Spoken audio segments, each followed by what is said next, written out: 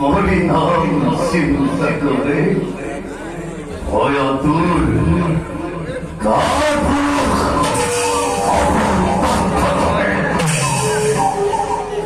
তুমি তো লাজ উদ্দেশ্যে করি সময় এই যুদ্ধ অভিজ্ঞতা